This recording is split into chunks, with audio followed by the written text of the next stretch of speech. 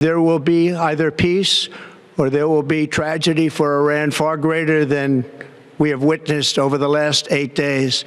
Remember, there are many targets left. Tonight's was the most difficult of them all, by far, and perhaps the most lethal. But if peace does not come quickly, we will go after those other targets with precision, speed, and skill. Most of them can be taken out in a matter of minutes. There's no military in the world that could have done what we did tonight.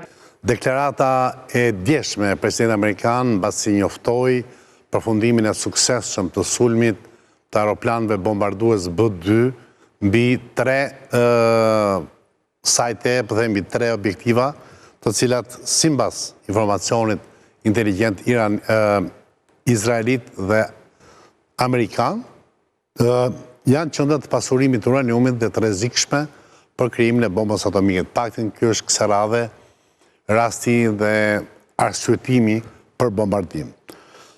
Unë mendua që Irani kishte 3 rrugë.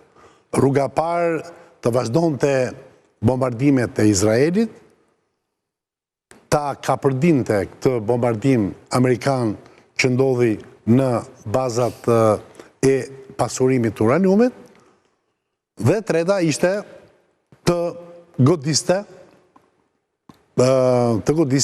se thuash, pra e para godite e Izraelit, dyta të bënte sikur se kishte vënë të kapërdinte këtë që ndodhi, dhe treta ishte të godiste bazat ushtarake amerikane në rajon, sepse i ka dhe afër.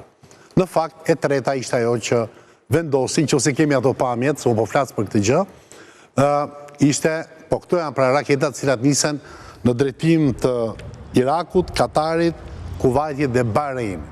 Të paktën kemi certifikimin, le ta dëgjojmë efektin e tyre. Kjo është çështja orësh, pra këto orë se pa nisur këto raketa. Dhe jemi në luftë totale. Mund themi që Shtetet Bashkuara të Amerikës janë tashmë under attack, pra bazat e tyre janë të sulmuara. Pra, nuk ka nevojë më për justifikime të pasurimit të uraniumit e tjera, por përgjigja që Irani i bëri, sa po i bëri, këto orë, këto minuta, mund themi, vazhdojnë akoma raketat, janë, si thuash, luftë e mirëfillt. Tani, për ta dekriptuar këtë situatë dhe për ta komentuar dorë a dorë, sepse po ndodh, ndërkohë që ne bëjmë dhe emisionin.